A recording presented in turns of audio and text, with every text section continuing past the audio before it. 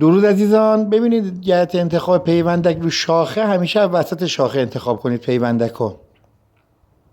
این همیشه یادتون باشه. ببین عزیزان، همیشه 1 سانت دنبرگ رو بذارید بمونه. اگر چاقوی 2 تیغ ندارید، ببینید ما اینجا از چاقوی 1 تیغ داریم استفاده میکنیم، فاصله 3.5 سانت الی 4 سانت. و همیشه یادتون باشه بعد از درآوردن پیوندک حتما نطفه رو چک بکنید. ما در فیلم قبل توضیح دادیم که نطفه سالم باشه. خب نطفه این سالمه. همون پیوندک رو ما جا میذاریم روی شاخه و اندازه اون رو ما یه نیم هلال برش میزنیم. این پیوند وصله ای عزیزان. هر جا سوالی پیش آمد زیر همین پست برام کامنت کنین که بهتون جواب بدم. و همون اندازه رو ما میبریم و قشنگ جا میزنیم. از بهترین پیوند است این پیوند.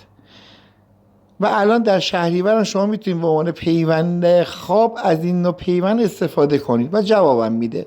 بعد از اینکه جایگذاری کردیم قشنگ فشار میدیم هیچ هوایی اون زیر پیوندک نمونده باشه و ما اینو میبندیمش